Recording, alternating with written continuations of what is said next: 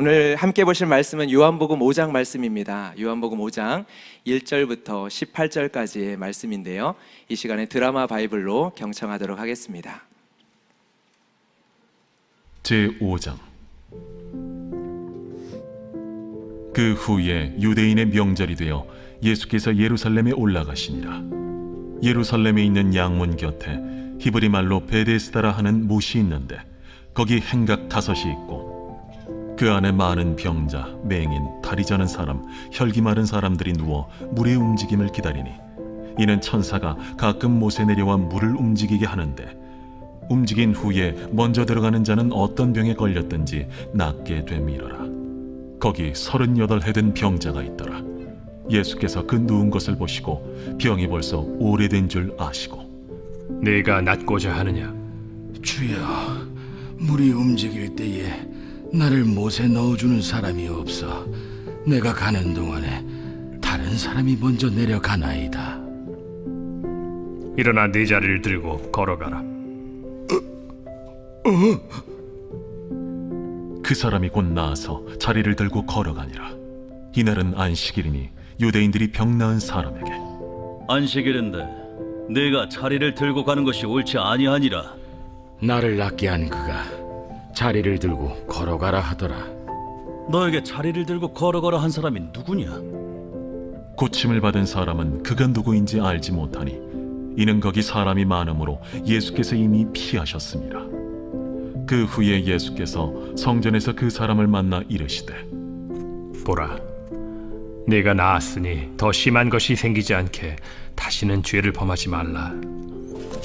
그 사람이 유대인들에게 가서 자기를 고친 이는 예수라 하니라. 그러므로 안식일에 이러한 일을 행하신다 하여 유대인들이 예수를 박해하게 된지라. 예수께서 그들에게 이르시되 내 아버지께서 이제까지 일하시니 나도 일한다. 유대인들이 이로 말미암아 더욱 예수를 죽이고자 하니 이는 안식일을 범할 뿐만 아니라 하나님을 자기의 친아버지라 하여 자기를 하나님과 동등으로 삼으심이로라. 아멘.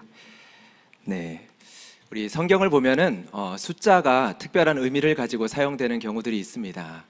7이라는 숫자가 완전수를 가리키며 성경에서 중요하게 사용되는데요. 요한복음에서는 특별히 7이라는 숫자가 중요하게 반복적으로 사용되는 것을 볼 수가 있습니다. 요한복음에는 7번이라는 숫자에 맞춰서 전체의 글이 진행이 되고 있는데요. 대표적으로는 요한복음에는 표적이 7개만 기록이 되어 있습니다. 7가지의 표적이 기록되어 있고 또한 7번에 걸쳐서 예수님께서 자신을 가리켜서 소개하는 장면을 기록을 하고 있습니다. 요한복음의 중요한 특징 중에 하나입니다. 예수님이 자신 스스로를 가리켜서 에고 에이미, 나는 무엇이다 라는 표현을 사용을 하시는데요. 여기 7가지가 있습니다. 나는 생명의 떡이다, 나는 세상의 빛이다, 나는 문이다, 나는 선한 목자다, 나는 부활이요 생명이다, 나는 길이요 진리요 생명이다, 나는 참 포도나무다. 여러분, 이 사실을 믿으십니까? 이 사실을 믿기에 이 자리 가운데 이 은혜를 사모하며 이 주님 앞에 나오셨죠. 그런데 이 요한복음에는요, 오늘 본문에 나오는 그 후에라는 단어도 7번 사용이 되어집니다. 이 단어도 요한복음에서 7번 사용되는 중요한 의미를 가지고 있는 단어입니다. 이 단어가 드러내는 것이 있습니다. 그 후에라는 단어가 드러내는 것은 화면은 지워주셔도 됩니다. 설계자가 있고 계획하는 자가 있고 그 설계자의 계획한 때와 시기에 따라 실행이 되어가고 있다라는 것을 보여주는 장치입니다. 그 후에 다른 복음서에도 이러한 기능을 하는 표현들이 각각 다르게 표현이 되고 있는데요.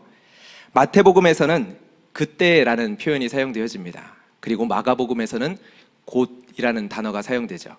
그리고 누가복음에서는 때가 참에라는 표현이 자주 사용됩니다. 그리고 요한복음에는 7번 그 후에라는 표현이 사용되어집니다. 단어들은 다르지만 그 역할들은 거의 비슷합니다. 예수님의 발길, 예수님의 걸어가는 그 걸음들이 그냥 발길 닿는 대로 걸어갔던 걸음이 아니다라는 것이죠. 예수님의 행보는 철저히 하나님의 계획과 하나님의 뜻 가운데 있었다라는 것입니다. 그리고 목적이 있는 걸음이었다라는 것이죠. 이에 대해서 요한복음 17장 1절의 말씀에서 예수님께서는 이렇게 말씀하십니다. 우리 한번 같이 읽어볼까요? 시작.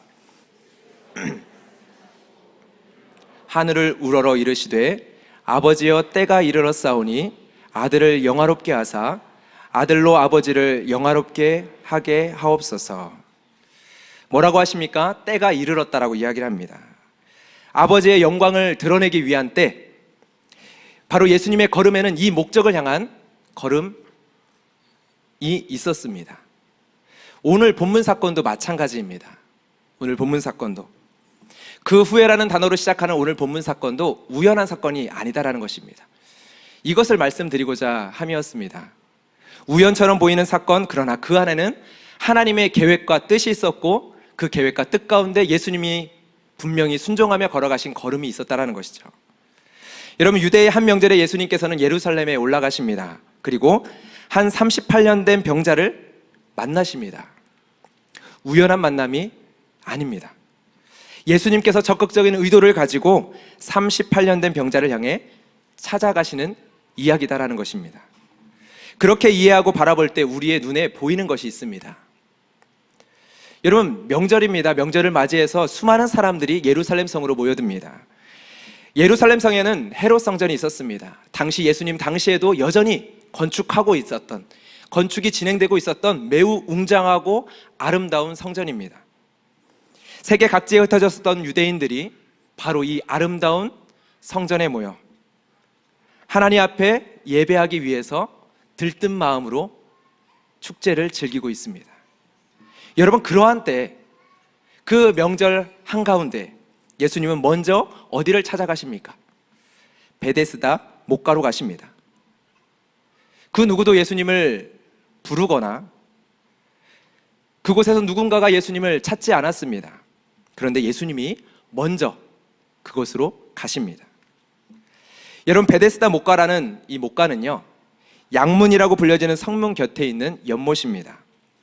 이곳에서는 행각 5이 있었고 이 행각 5에는 수많은 병자들이 모여 있었습니다. 성경은 이에 대해서 4종류로 표현을 하는데요, 그 안에 많은 병자, 그리고 맹인, 다리 저는 사람, 혈기 마른 사람들이 누워 물의 움직임을 기다리니라고 표현을 합니다. 여러분, 베데스다라는 지역은 어떠한 지역이냐면 예루살렘 성 가운데서 가장 어둡고 침울한 지역입니다. 죽음의 그림자가 가장 짙게 드리운 지역이 바로 이곳입니다. 가장 죽음과 가까이 있는 곳, 그리고 가장 깊은 신음과 고통이 있는 곳, 그곳이 바로 이곳입니다. 베데스다 연못에 모여있는 사람들이 가지고 있는 특징이 있는데요, 여기에 있는 모든 사람들은 하나님의 은혜를 구하지 않습니다. 하나님을 소망하지 않습니다. 그들은 오직 한 가지 행동만을 합니다. 바로 연못만을 쳐다봅니다. 왜인가요? 그들에게는 한 가지 소망이 있기 때문입니다. 한 가지 희망이 있기 때문이죠. 오직 못의 물이 움직일 때 내가 가장 먼저 들어갈 수 있다면 내 병이 나을 수 있다. 여러분, 그들은 이 소망을 가지고 그 못의 움직임만을, 물의 움직임만을 지켜보고 있습니다. 그들 가운데는 하나님의 은혜를 구하는 자들도 있을지 모릅니다. 그러나 그들이 구하는 하나님의 은혜는 무엇인가요? 못의 물이 움직일 때 내가 가장 먼저 들어갈 수 있게 해주시는 하나님의 은혜. 여기에 그 누구도 예수님을 찾지 않습니다. 그리고 엘샤다이의 하나님, 이스라엘의 하나님, 전능자의 하나님, 그 하나님을 구하지 않습니다. 그런데 예수님께서 먼저 그들을 찾아가신다는 겁니다. 이것이 본문 속에서 우리가 먼저 주목해야 될 부분입니다. 이 연못을 간헐천으로 많이 설명을 하는데요, 간헐천이라는 것은 어떠한 일정한 주기로 물이 땅에서 솟구쳐 오르는 온천수를 이야기를 합니다. 물이 움직이는 때가 있다라는 이 성경의 표현 때문에 사람들은 이것이 간헐천일 수 있겠다라는 짐작을 합니다. 그런데 이곳을 빗물 저장소로 보기도 합니다. 베데스다 연못이 발굴이 되었는데요, 2개의 큰 못이 예루살렘에 있습니다. 북쪽에 있는 큰 못은 빗물을 저장하는 곳이고요, 거기로부터 수로가 연결되어서 남쪽에 바로 가까이에 또 하나의 못이 있습니다. 이 두 번째 못을 목욕탕이라고 표시가 되어 있기도 하는데요, 질병을 치료받는 장소로 사용이 되었습니다.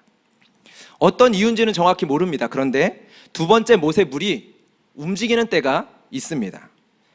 한 고고학자는 북쪽에 있는 이 저수조에서 수로를 통해서 물이 쏟아지는 때가 있는데, 그때 이 밑에 있는 이제 연못에 있는 물이 소용돌이 치면서 붉은 흙이 흘러나오며 붉은 거품이 일어났을 것이라고 추측하기도 하십니다. 중요한 것은 어떠한 이유로든 물이 움직이는 때가 있었다라는 것입니다. 그리고 그때 물에 먼저 들어가는 사람은 병이 낫게 된다라는 믿음이 여기에 있는 모든 사람들 가운데 있었다라는 것이죠. 저는 실제 그런 일이 있을 수 있었다라고 생각이 듭니다. 소문만으로 사람들이 모여 있을 수 있지만, 그러나 오랜 시간 동안 이 수많은 병자들이 거짓된 소문으로 붙잡혀서 이 자리에 머물 수는 없습니다. 실제 기적적으로 보여지는 어떠한 일, 치유를 경험하는 일이 있었을 수 있습니다. 한 가지 가볍게 생각해 볼 수 있는 것이 있는데요, 여러분, 많은 병자들이 있습니다. 그런데 물이 동할 때 물에 들어갈 수 있었던 사람들은 어떠한 사람들일까요? 첫 번째로는 이 연못에 가까이 있었던 사람이겠죠. 그리고 두 번째는요, 그 사람들 중에 거동이 좀 더 자유로운 사람이겠죠. 여러분, 물이 동할 때 물에 들어갈 수 없는 사람들이 있습니다. 성경에 언급됐었던 사람들,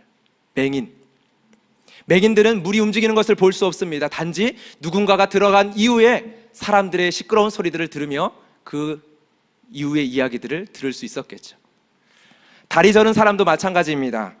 물이 움직이는 것을 보더라도 다른 사람에게 번번이 그 순번을 빼앗기게 되어집니다. 혈기 마른 누워있는 사람은 더욱더 그러합니다. 이 사람은요, 누군가 자신을 들어서 못에 넣어주지 않으면 절대로 못에 들어갈 수 없는 사람입니다. 여러분, 그렇다면 누가 물이 움직일 때 들어갔을까요? 이렇게 추측을 해보는 분도 있더라고요. 당시 의술로 밝히기 어려운 가벼운 신경질환을 갖고 있었던 사람들, 그러나 그 신경질환이 심해서 거동하기에 불편하거나 힘들거나 그 통증이 극심했던 사람이 있었을 수 있다는 거죠. 다른 사람에 비해서 움직이는 것이 양호합니다. 근데 어떠한 이유에서인지 이 물에 들어갔을 때 어떠한 효과를 보는 일이 발생합니다. 추측일 뿐입니다. 그런데 중요한 것은 기적으로 보이는 일이 일어났고, 사람들은 이 기적의 주인공이 내가 되길 소망하면서 이 연못에 매여 있었다는 것입니다. 어떤 사람은 38년 동안. 여러분, 베데스다 못에 모여있는 사람들은요, 장담할 수 없는 이 작은 가능성에 자신의 모든 것을 걸고서 맡길 수밖에 없었던 사람입니다. 그 정도로 마지막까지 내어 몰려진 사람들인 거죠. 베데스다 못은 어떤 곳이었는지 제가 7가지로 한번 정리해 보았는데요, 이곳은요, 수많은 고통의 소리가 가득한 곳이었습니다. 그리고 거짓된 희망에 기대어 삶을 유지하는 곳이었습니다. 나를 도울 수 없는 대상을 향해서 애처롭게 도움을 구걸하는 곳이 이곳이었습니다. 단 한 사람에게 주어지는 기회를 얻기 위해서 죽음 위에서 치열한 삶의 경쟁을 하는 사람들이 모여있는 곳, 그리고 사람의 이기적인 마음이 가장 극대화된 곳, 내 옆에 사람의 고통엔 관심이 없고 오직 나의 고통, 나에게 모든 시선이 빼앗긴 채 살아가는 곳, 그래서 결국 기쁨과 축제와 찬양을 잃어버린 곳, 바로 이러한 곳에, 이러한 베데스다 못에 예수님께서는 찾아가십니다.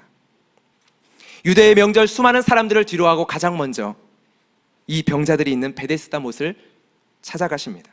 그런데 여러분, 여기에서 우리가 주목해야 될 것이 있습니다.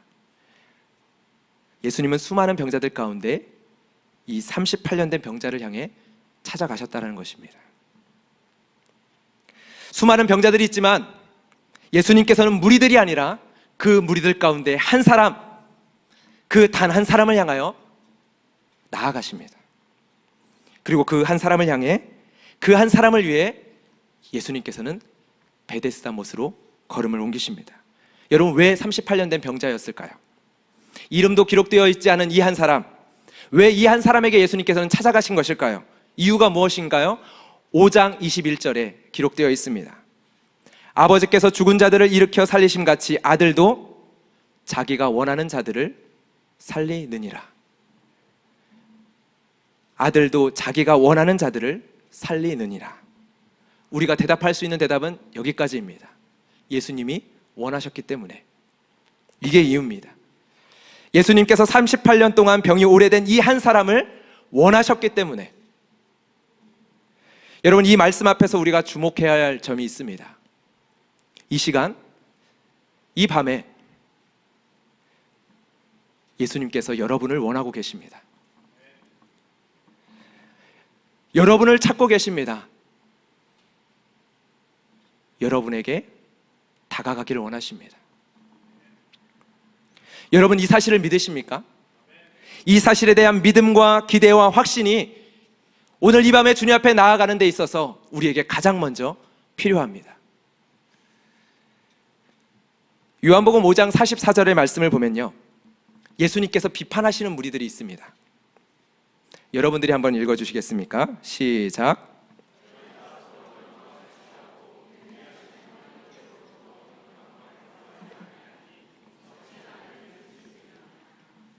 서로 영광을 취하는 자들이 있습니다. 화려한 헤롯 성전의 아름다움에 취해 있는 사람들이 있습니다.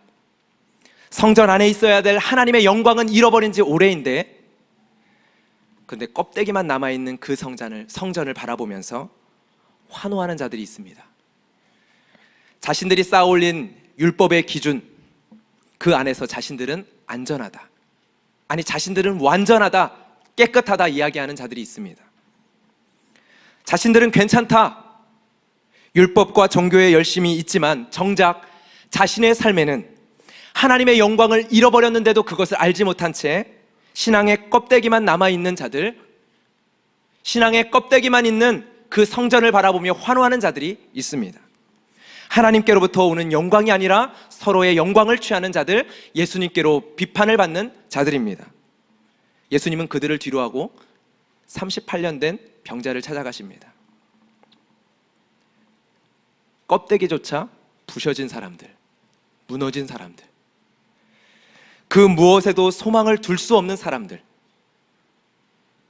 헛된 것을 향해서라도 손을 들지 않고서는 숨을 쉴 수 없는 사람들, 그렇게 벼랑 끝에 몰려있는 사람들을 찾아가십니다. 저는 분명히 믿는 사실이 있습니다. 이 밤에 이 말씀에 예수님께서는 우리에게 그러실 것입니다. 어디로 나의 손을 내밀어야 할지 길을 잃어버린 사람들, 그리고 주저앉아 신음하고 있는 자들 가운데 주님께서는 먼저 찾아가실 것입니다. 38년 된 병자를 찾아오셨던 주님, 그 주님이 이 밤에 우리에게 찾아오셔서 38년 된 병자에게 하셨던 질문처럼 동일하게 질문하신다면 여러분들은 어떻게 대답하시겠습니까? 너가 낫고자 하느냐? 우리는요, 38년 된 병자처럼 절대로 말하면 안 됩니다. 여러분, 예수님은 이 병자가 그 병이 오랜 줄 아셨습니다. 그렇죠? 이런 병자들이 누워있는 곳이 베데스다 연못입니다. 그럼에도, 이 사실을 알고 가셨음에도 이 38년 된 병자 앞에서 예수님께서는 질문하십니다. 너가 낫고자 하느냐? 여러분, 당연한 것 아닙니까? 그런데 질문하십니다. 너가 낫고자 하느냐? 예수님께서 이 질문을 하신 이유가 무엇일까요?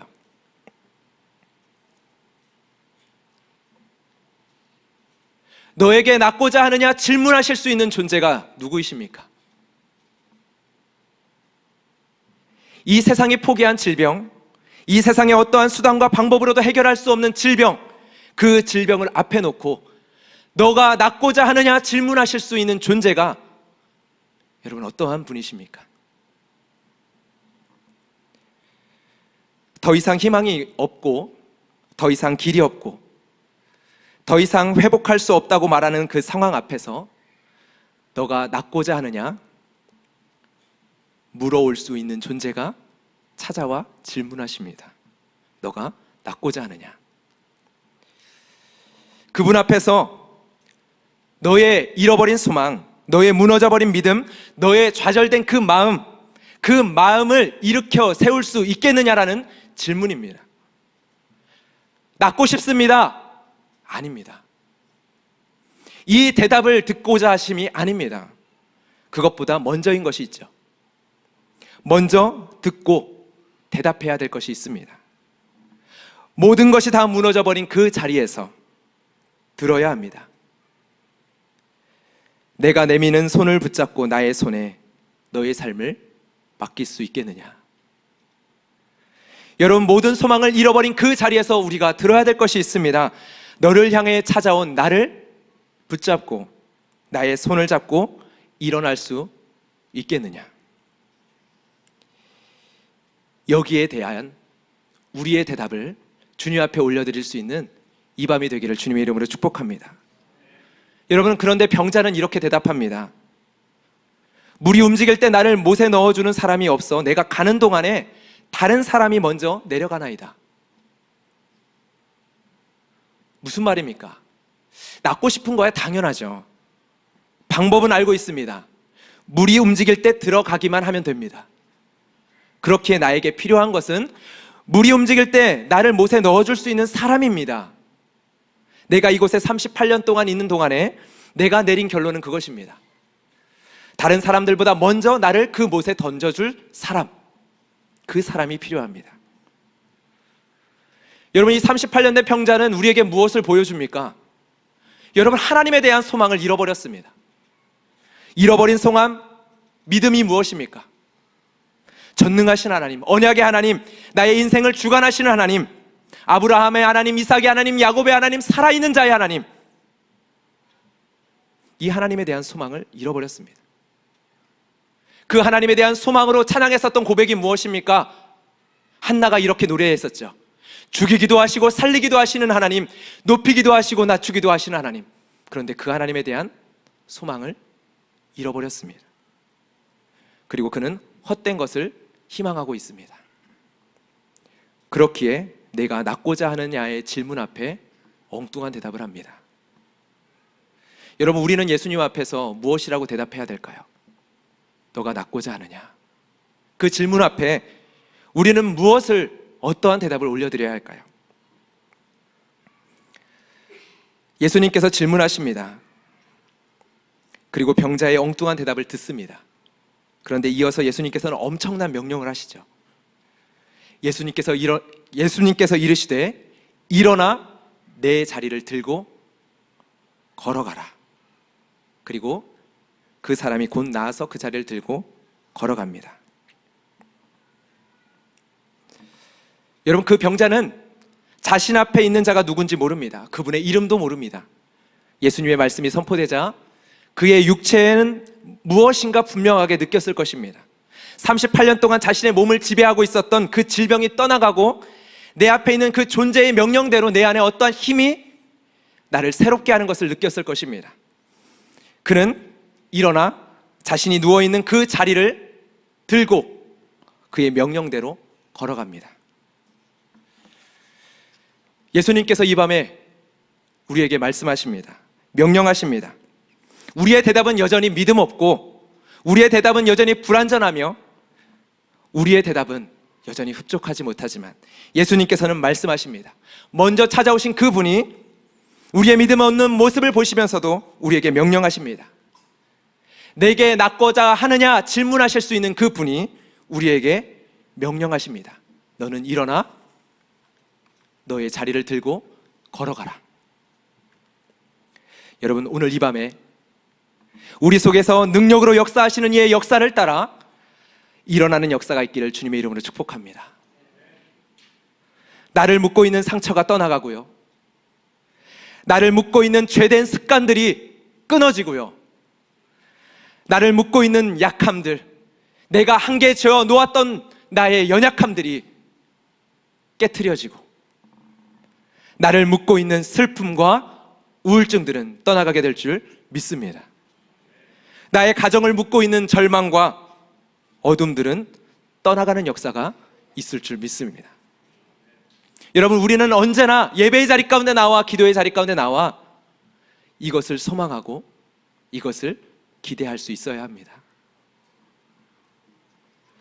너에게 낫고자 하느냐 질문할 수 있는 자가 내게 명하노니 일어나 내 자리를 들고 걸어가라. 우리를 묶고 있는 것, 우리를 붙잡고 있는 것, 우리를 일어나지 못하게 하는 것이 무엇이든지, 우리가 주저앉아 있는 그 소망을 잃어버린 자리가 어떠한 자리이든지 주님은 우리에게 물으실 수 있는 분이십니다. 그 분을 바라보아야 하는 거죠. 내가 내게 명하노니 내 자리를 들고 일어나라. 마지막으로 한 가지만 더 살펴보고 기도의 자리로 나아가고자 하는데요. 여러분, 예수님께서는 계획적으로 목적을 가지고 안식일에 이 일을 행하십니다.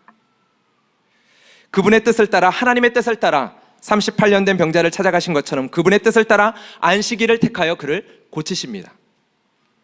여러분, 38년 된 병자가 자리를 들고 일어난 자리는 안식일입니다.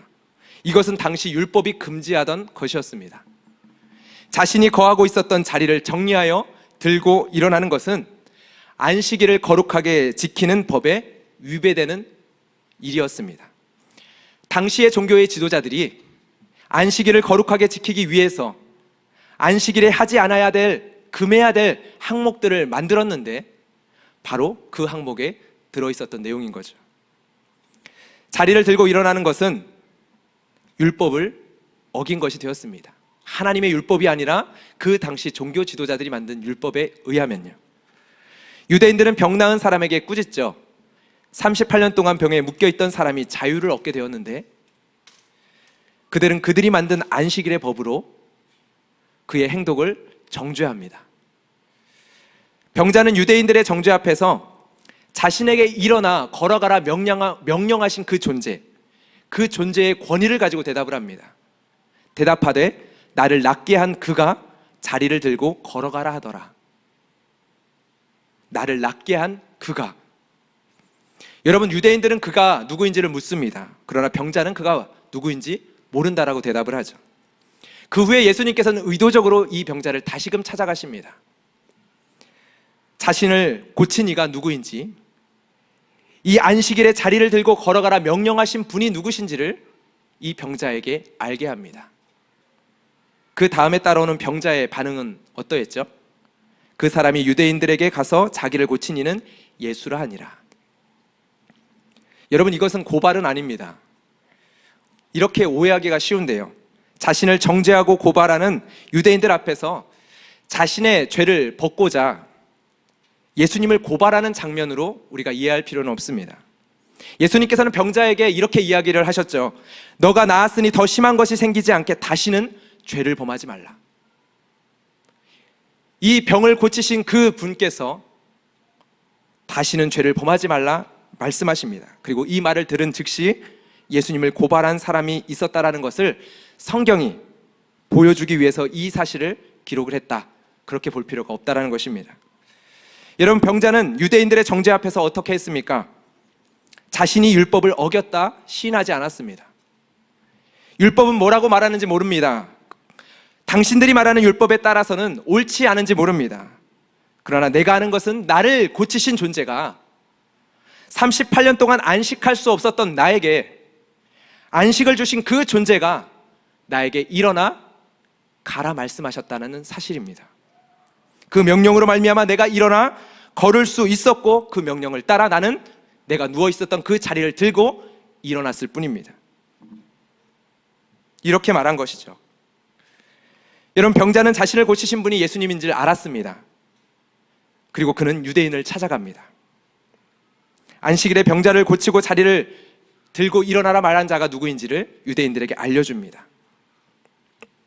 왜요? 예수님이 원하셨기 때문입니다. 여러분, 38년 된 병자가 자리에서 일어나 그냥 나갔다면 유대인들에게 붙잡히는 일은 없었을 줄 모릅니다. 그런데 예수님은 그에게 이렇게 이야기를 하시죠. 자리를 들고 걸어가라. 더 이상 이 눈물의 자리에 너의 자리를 피지 말고 그 자리를 들고 걸어가라. 여러분, 이 모습은 확연하게 유대인들과 모든 사람들의 시선을 사로잡았을 것입니다. 예수님이 그것을 명하셨습니다. 이 병자도 유대인입니다. 그렇다면 이 병자도 이것이 율법에 접촉되는 일이었다는 것을 충분히 알 수도 있습니다. 그러나 병자는 개의치 않습니다. 그분이 명령하셨으니까요. 그 명령하신 분이 자리를 들고 일어나라 힘을 주셨으니까요. 이 일은 예수님이 의도하신 것입니다. 이 일로 인해 예수님은 유대인들에게 박해를 받게 되었다라고 이야기를 합니다. 더욱 핍박을 받게 됩니다. 그러나 예수님께서는 이 유대인들의 박해로 인하여서 더욱 선명한 메시지를 선포하십니다. 예수께서 그들에게 이르시되 내 아버지께서 이제까지 일하시니 나도 일한다 하시매. 여러분, 예수님께서는 안식일에 이 병자를 고치십니다. 여러분, 안식은 무엇입니까? 일하지 않는 것이 안식입니까? 일하지 않는 것은 쉼입니다. 우리의 인생 가운데 때로는 쉼이 필요합니다. 그러나 그 쉼이 우리에게 안식을 보장하지는 않습니다. 여러분도 경험하시죠? 여러분, 안식은 일하지 않는 것이 아닙니다. 무엇이 안식입니까? 아버지의 일을 하는 것이 안식입니다. 안식은 쉼을 통해 주어지는 것이 아니라 하늘 아버지의 일을 통하여 우리에게 주어지는 열매입니다. 하나님의 그 생명의 결과가 안식입니다. 하나님의 그 새 창조의 역사의 결과가 안식입니다. 6일 동안 완성하신 창조의 역사의 결과가 안식입니다.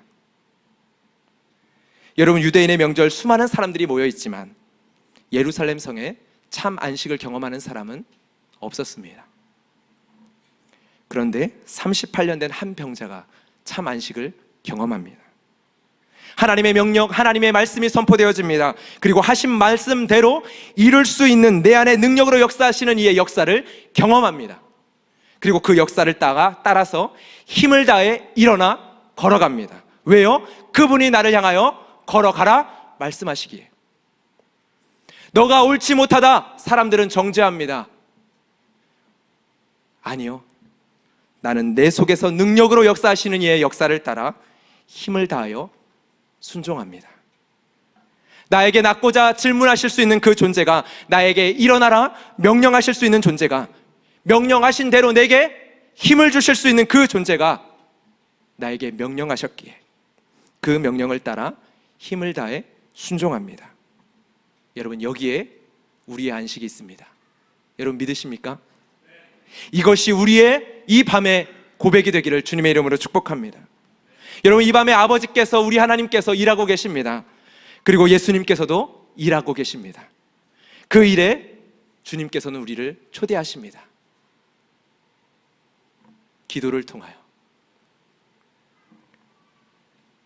이 시간 하나님의 초대에 부름받고 나오신 여러분들, 여러분 힘을 다하여 이 시간 기도를 통하여, 기도의 수고를 통하여 하나님 나라 역사에 참여하시기를 주님의 이름으로 축복합니다. 그리고 이 일을 통하여 하나님께서 주시는 참된 안식의 열매를 한 분도 빠짐없이 누리시기를 주님의 이름으로 축복합니다. 골로새서 1장 29절의 말씀 우리 마지막으로 읽고 우리 같이 함께 찬양하고 기도의 자리로 나아가도록 하겠습니다. 함께 읽겠습니다. 이를 위하여 나도 내 속에서 능력으로 역사하시는 이의 역사를 따라 힘을 다하여 수고하노라. 이를 위하여 나도 내 속에서 능력으로 역사하시는 이의 역사를 따라 힘을 다하여 수고하노라.